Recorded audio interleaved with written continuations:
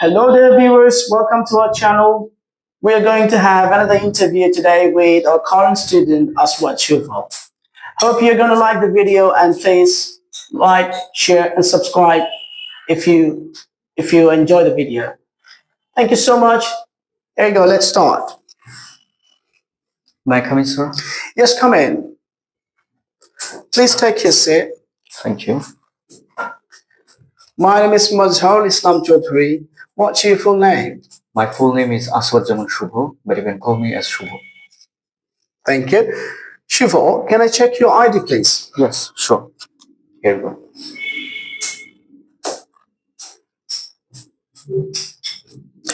Thank you so much. Thank you, sir.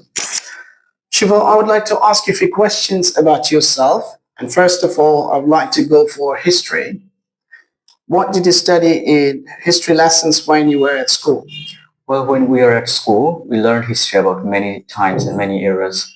We learned about the medieval era, we learned about the Renaissance, we also learned about the Rome Empire. And not only that, we also learned about the Viking era. I found it very fascinating because their work, their arts, and their architecture, the people of that time, their lifestyle, their food habits, and their cultures. These all things I found very interesting. It sparked my interest to learn more about the history.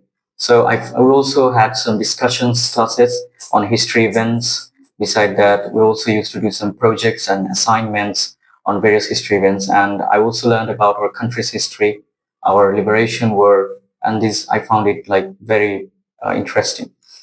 Thank you so much. Did you enjoy studying history at school? Why? Yes, Why not? I did enjoy. Someone might find it very boring because history for someone is a little boring, but I found it very interesting. It sparked my interest when I learned about the time, and I learned about the inventions of that time. I learned I'm much interested in the science, and the science of that time were, I mean, very fascinating because just a century ago, aeroplane was invented, and this all actually intrigued me. And not only that, I also learned about the before that time history, like the history of our Islam's history, Muslims history, and about many habitations and many cultures. I'm also interested in watching documentaries as well. How often do you watch TV programs about history now? Why or why not? Well, whenever I get time, actually, I watch documentaries at least, or any TV program like series on history events at least once a week. I mean, as day by day, I'm getting more addicted to it because when I was younger, I used to know history, learn about history by reading books.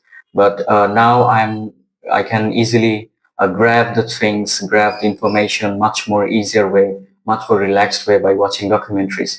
I'm more interested in Renaissance, and I'm also interested in the Roman Empire. So I watch documentaries of that a lot. Besides, I have also watched a new series called Viking.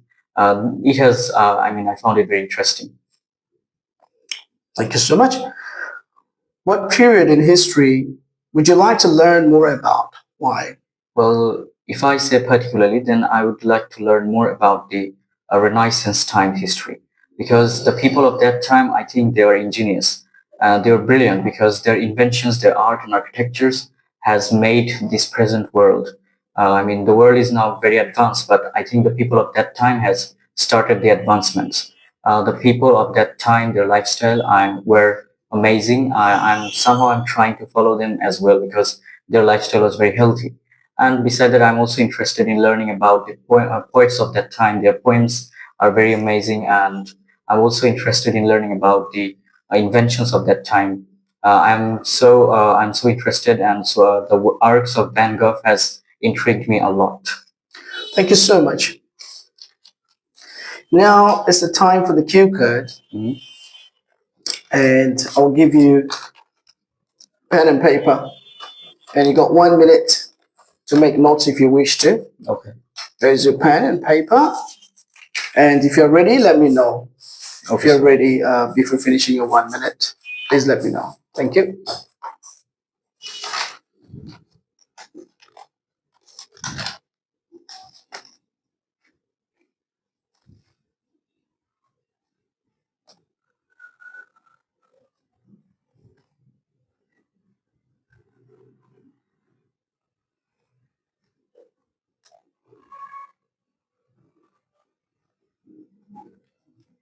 I'm ready, sir. Thank you so much.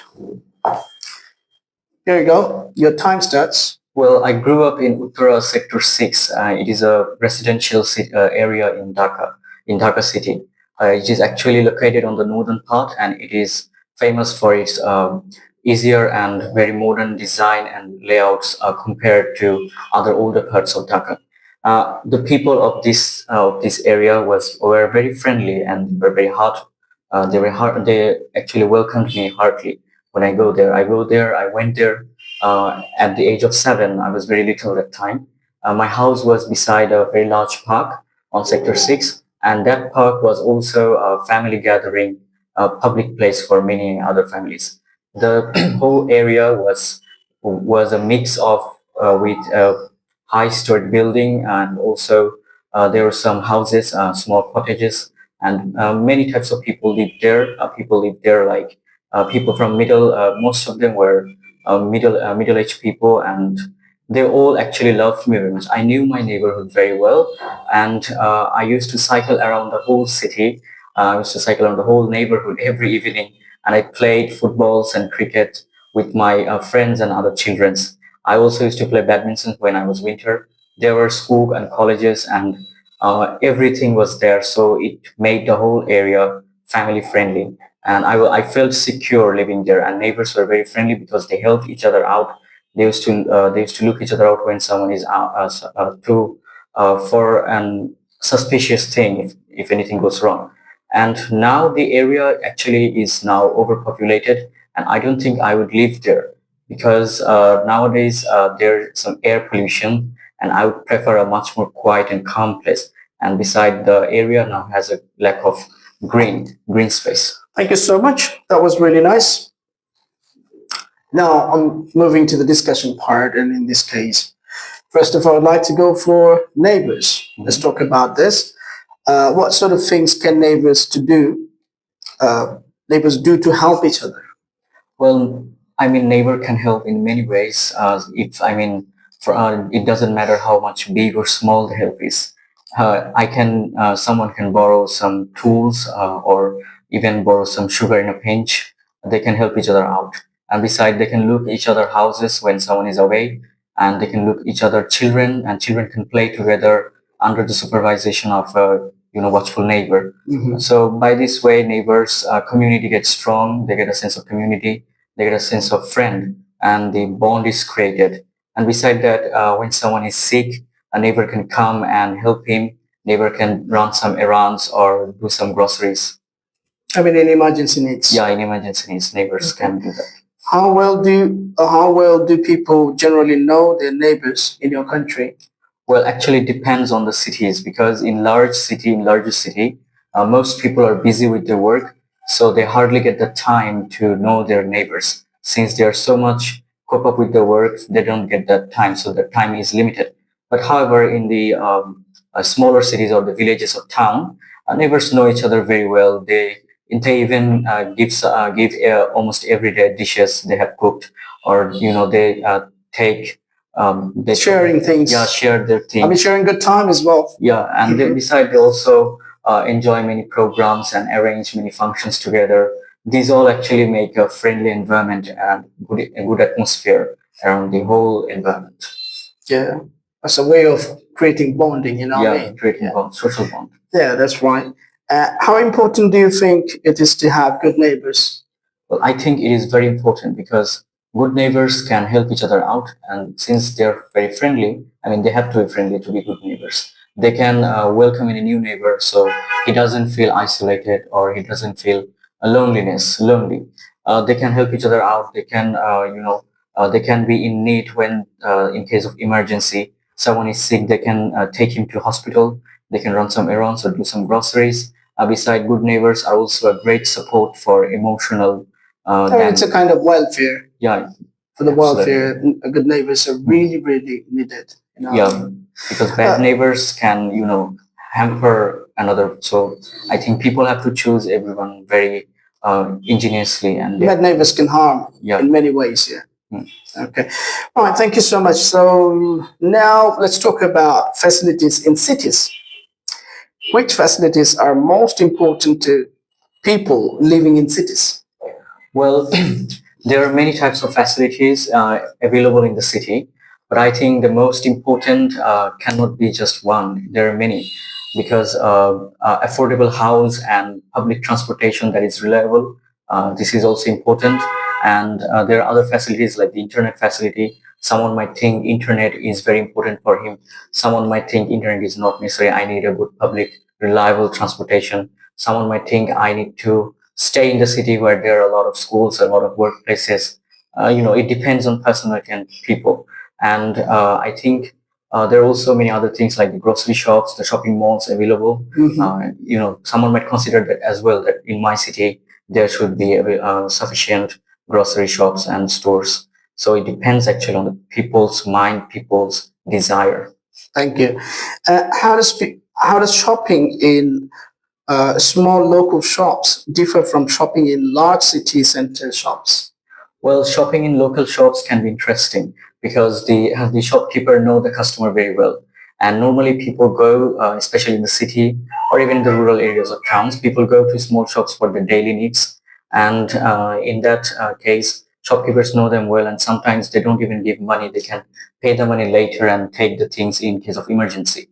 But where on the other hand, if I talk about large mall shops, there are many types of products available. So customer get a variety of choices. So they can buy anything, and beside that, things in that places are actually much more cheaper than other.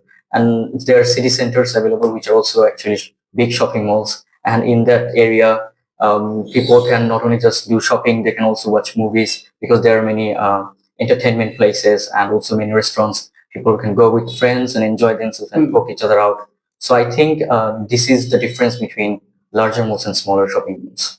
Thank you. Um, do you think that children should always go to the school nearest to where they live? Well, I think it is much more. I think it is much more important for the children to study where their study quality is the best.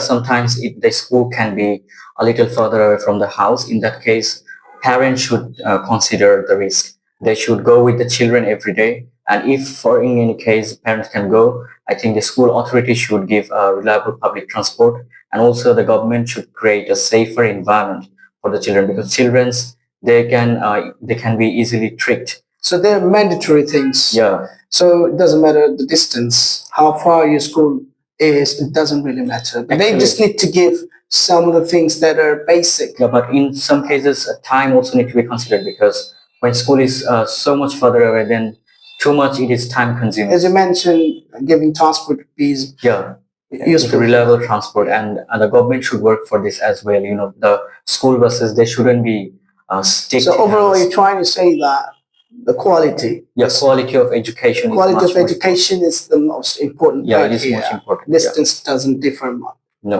Okay. Um, all right, Shubo, that was really nice to have you at the interview. Thank you so much and have a good day. thank you, sir. Welcome.